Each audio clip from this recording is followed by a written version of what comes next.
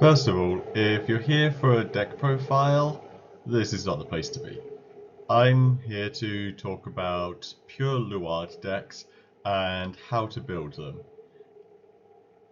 If you follow this guide, you should end up with a playable Luard deck that you built. First of all, there are 6 types of pure Luard deck that you can build in Premium.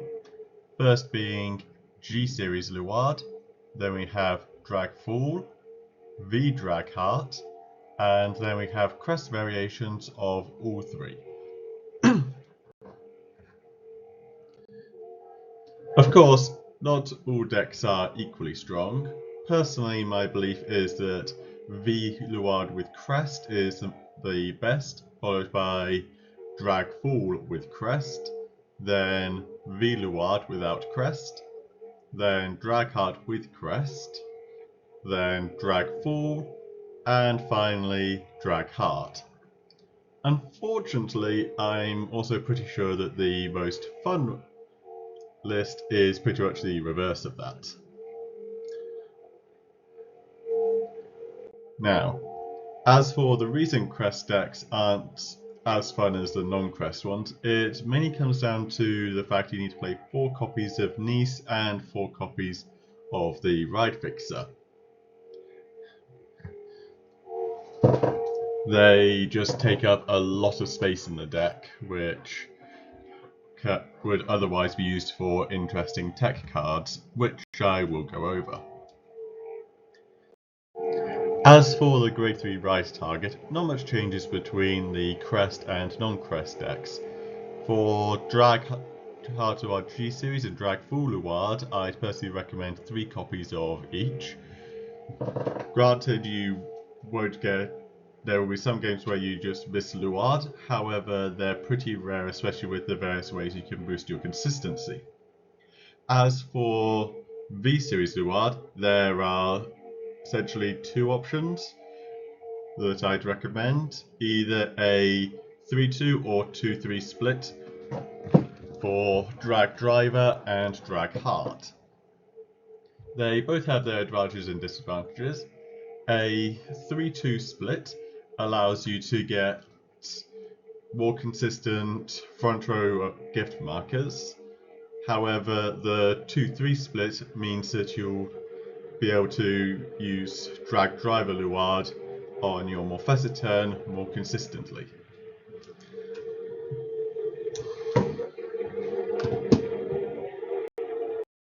As for your Grade 2 ride target, if you're playing a Crest deck, you'll most likely want to be riding your Grade 2 ride fixer Chris Grade. However, that doesn't mean you can't run others, though you probably won't have the room. That being said, just because Crest decks are locked into it, doesn't mean it's a bad ride. It remains a strong option alongside a 2-3 split of Drag vs Leofal and Morin Spear Dragon.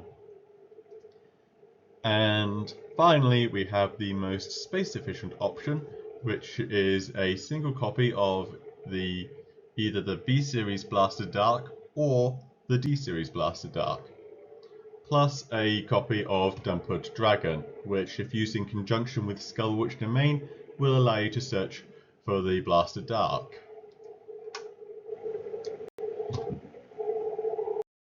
Moving on to the Grade 1 ride target, if you're playing a Crest deck, you only have one option, that being the D Series Drag vs Nice. However, if you're not playing a Crest deck, then you've got essentially two options, though neither of them are mandatory. There's the V Series Nice and Cherishing Knight Branwyn, both of which will allow you to find your Luard, or alternatively can serve some other function later on in the game. In the case of Nice, it allows you to kill one of your opponent's rear guards at random, or alternatively Branwyn will let you have a bigger beat stick. To round up the ride line, we finally have the starter. Now, once again, if you're playing a Crest deck, you're forced into Drag Prince route. However, if you're not playing a Crest deck, I'd personally recommend Crisis Revenge of Fritz, mainly due to the fact that the counter for Luard is to rush them, whereas the counter for Avengers is to deny damage. Now, as for triggers, do not play front triggers. They are pretty much useless in Luard, mainly due to the fact that there are other triggers that are more impactful than them. As for heal triggers, we have Emancipating Avenger Ali for our resource heal. However, in general, Luard is perfectly fine with resources. If the opponent drops a Honey, you just countercharge through it. So Ali isn't particularly useful. That combined with the fact that Luard dies to aggro means that we normally play 4 copies of Astral Chain Dragon. And in order to win with Luard, you'll pretty much need to rely on stand triggers most of the time, which is why almost all Luard decks run 4 copies of Cursed Eye Raven. Though some decks decide to run more stand triggers, and if you're maxed out on Raven, you've got 2 options. There's Mage of the Rogue Eye Azura, which is typically considered to be the better option due to the fact it returns itself to deck. However, if you don't particularly like it, then the other option is Knight of Iron Cluster Craftine, which doesn't return itself, and as such it's not really as good, but it is an option. Most of the time, Dark Shield Maclear is the only draw PG that you'd want to play, as draw triggers are not typically needed in Luard. As for critical triggers, Knight of Evil Spear Glinger is the crit stride fodder, and you should only really play this in the V variations of the list, as G Luard and Dragfool don't need it, due to the fact they stride for negative cost. As for Taboo Mage Kafar, the draw crit, personally I'd recommend playing this at 4 copies unless you want to play 4 copies of Belial Owl, which is an amazing effect draw trigger we got during G-Series, and is pretty much the only reason you should be reducing Kafar. And finally, there's Dagger of Peaceful Passing Pedigree. Not entirely useless. If you feel like the 5k trigger power from Belial Owl makes your deck too fragile, then this plus Kafar is probably your best option for the G variations of the list. Moving on to everyone's favourite trigger, we have the Over Trigger. There are 6 options to choose from. The Cray Over Trigger, then there's the Nation Over Trigger, the Red OT, the Blue OT, the Yellow OT, and finally the Purple OT. As for the Cray OT, it gives you 2 extra 100 million swings, but in general there are some better options, though it's still not a bad pick. Then there's the Nation OT. Its high roll is the highest out of all of them and can build you a giant hand. That being said, it's also contingent on you hitting stand triggers, and if you miss them, it just falls flat. Then there's the Red OT. It's alright, has a slightly lower high roll than the Nation OT. That being said, it does struggle with the intended attack pattern of Luard. Then we have the Blue OT. It's alright, boosts your consistency early game, and is on average about as effective as the Cray OT. Then we have the Yellow OT. It nukes the opponent's board and draws you cards, though due to the fact you don't really touch your opponent's board, you normally won't be drawing that much from this. And finally we have the Purple OT. It's guaranteed to heal your damage and can serve as an additional stand trigger, which is pretty much everything that Luard wants. As such, this is personally my recommendation.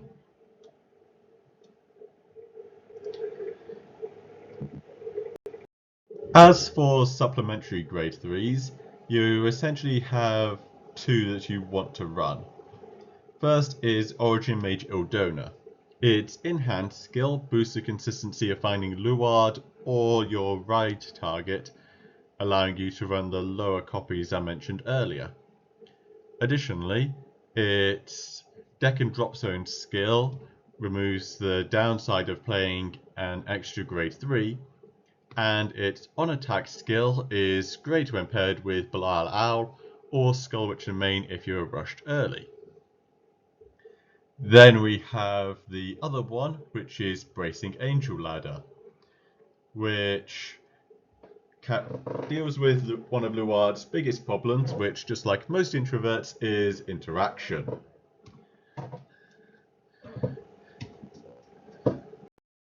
As for other grade 2s, other than your right target, you should probably make sure to play about 3 copies of Dragfencer Dagda, as it's essentially the best multi-attacker that you have access to.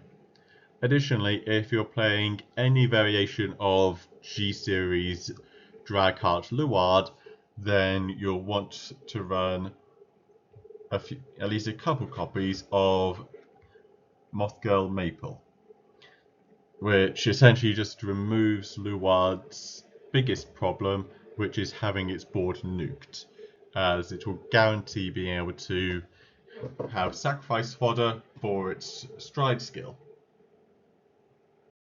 There are various grade 2 tech cards you might want to experiment with in your list.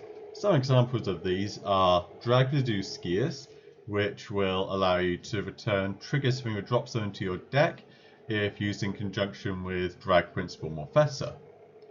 We also have Drag Wizard Morfessa from G-Series. This is an option mainly due to one of the original strategies that was developed to deal with Luard, which was to take the first attack of the turn and then guard the rest, as that will potentially give you defensive triggers. This gives you on-hit pressure, which will circumvent that strategy. Another option is the V-Series Drag Wizard Morfessa. If used in conjunction with Drag Wizard Siemis, it will give you an equal number of attacks to Dagda with a stand trigger, but you would be reliant on the stand trigger. Though personally I feel it's not as consistent. Then we have the D-Series Drag Wizard Morfessa, only usable if you play Crest, and is a good option in that case, as you can on attack search for Dagda, giving you 1 extra attack. Then we have During and Diera, both good consistency boosters, though I normally feel like I don't really have the room for it, though it is a good option. As for supplementary grade 0s, Luard does have some good options. There's Drag Wizard of Vaikru, which is great as a resource generator, and if used in conjunction with some other cards, can give you multi-attack for countercharge 2 Soul Blast 1, which is amazing. And we also have Defabu. It's a good card, mainly due to the fact if you use it in conjunction with Drag Wizard's Niece, it can give you an extra attack. Unfortunately, due to the name sharing with the D-Series Niece, it can't really be used in Crest decks.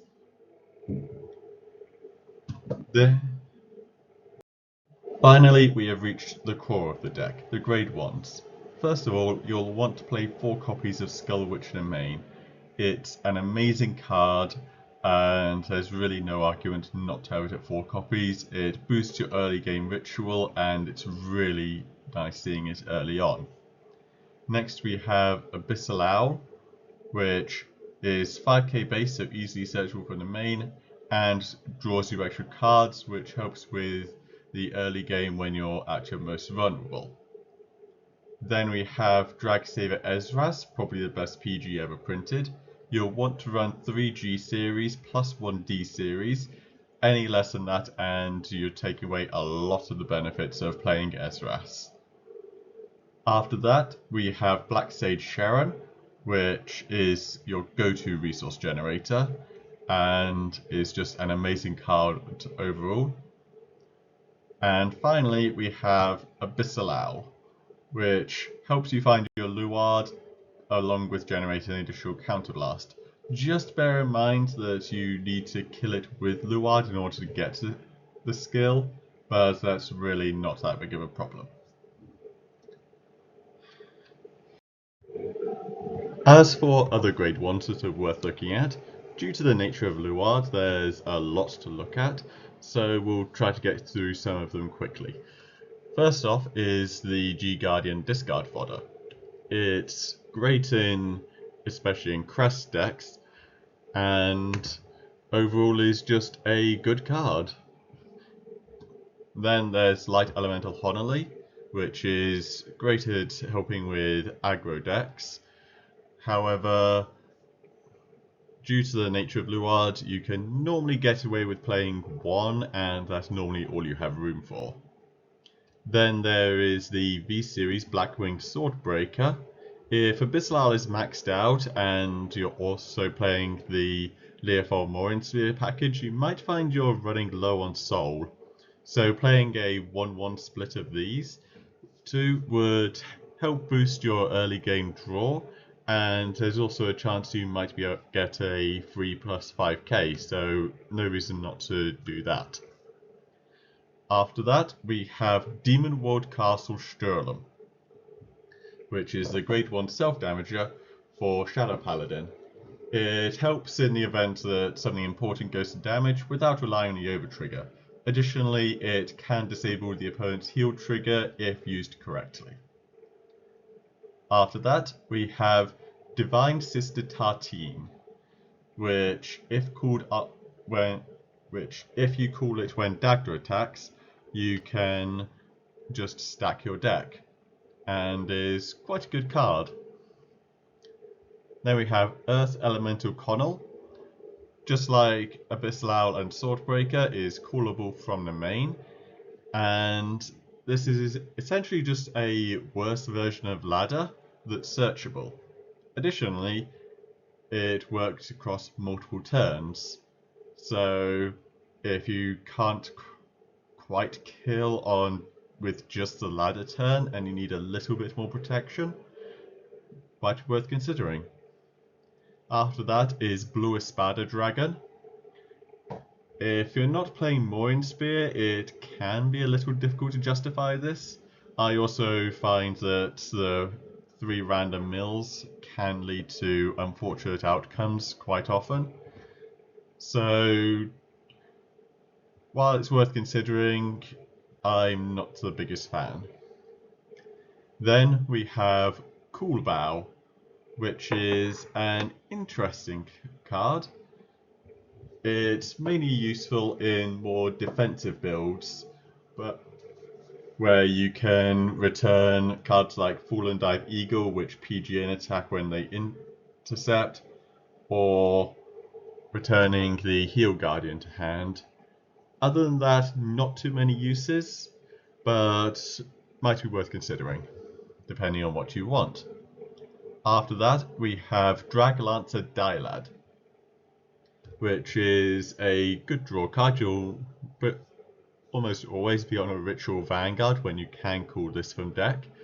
The only real downside is it's only a 5k shield, which can result in defensive difficulties, but if you're not worried about drawing into it, it can be a good option.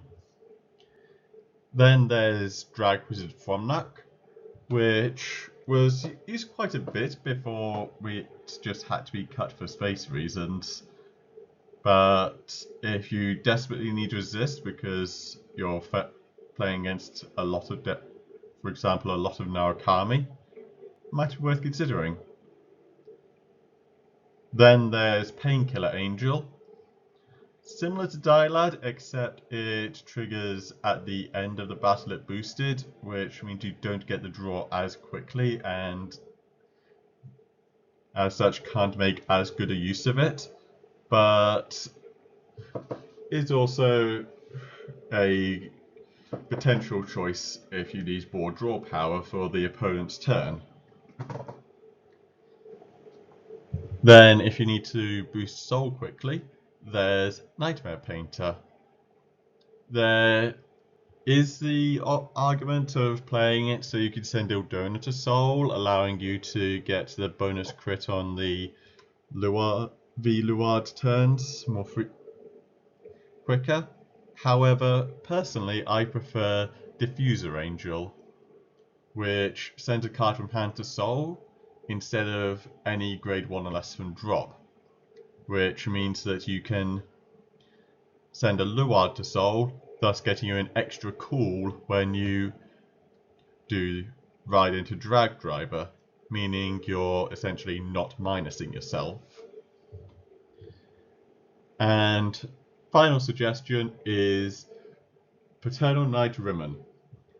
This is essentially mainly used for decks that are struggling to hit the required ritual first stride, as it just gives you emergency grade 1s in drop. The 10k to Vanguard is nice, but not all that relevant. And with the main deck out of the way, we are on to the G Zone. Obviously you'll need one copy of Harmonix Messiah. Pretty much no deck should be without this card. Then there's Drag Principal Morfessa, which is essentially Luard's go-to stride. It's great at plussing, and the Ritual 10 gives you a large amount of pressure that you can push onto your opponent. After that, we have Dark Dragon Chainranker Dragon. Useful in V Luard, though I'd only really recommend running it at one copy. Essentially just as a first stride, allowing you to get GB on your first Drag Driver turn. Then there's Geese that you might run into, in which case we have a great option for dealing with that, being Dark Dragon Phantom Blaster Diablo. You sacrifice 3 of your rear guards and then they can't guard. The Order PG doesn't protect them, they can't guard from hand, and G guards are just removed as soon as they go into Geese, so you're guaranteed minimum 2 damage or 3 if you're on force 2. After that, we have Supremacy True Dragon Claret Sword Helheim. If you're playing one of the Crest decks, then it might be worth considering, though it's only really useful after you've performed Stride a few times, at which point you won't have that many grade 1s in deck, so its use cases are somewhat limited. Then there's Drag Anger Ogma. Recently it's had a resurgence in how useful it is due to the release of Angel Ladder, as if they've used Ladder they can't sacrifice any of their rear guards, meaning they're forced to discard 5 cards. And finally we have the Drag Abyss Luard, which is another good option if you want to kill your opponent. In the event that they're within kill range of 1 attack, it's possible that Drag Abyss can output more pressure than Morfessa, just due to the higher numbers, as plus 40k front row it can be more threatening than 15k with 2 or more from hand. And finally, there are the G Guardians. There's essentially 4 that you'll want to play. First is one copy of Dragwiser Bronak. It puts grade 1s in your drop zone, and if you have 5 or less cards in deck, you could just stack your deck in whatever order you like. Then there's Witch Queen of Antiquity Jellydew.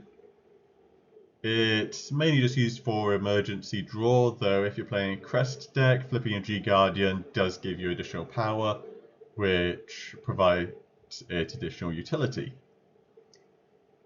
Then there's Dark Dragon Deep Griever Dragon and Dark Dragon Dark Veil Dragon. Both are giant shields.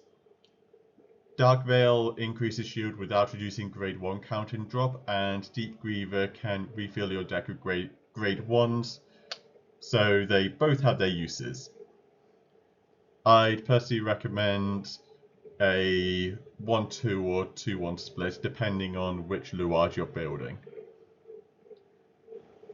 And with that, now this is not a comprehensive list of every good card you can play in Luard, nor is it a list of rules that you need to follow. It's mainly just a good starting point for people who want to try Luard, or some new ideas for people who have some more experience with Luard. But in any case, I wish you my best regards and thanks for watching.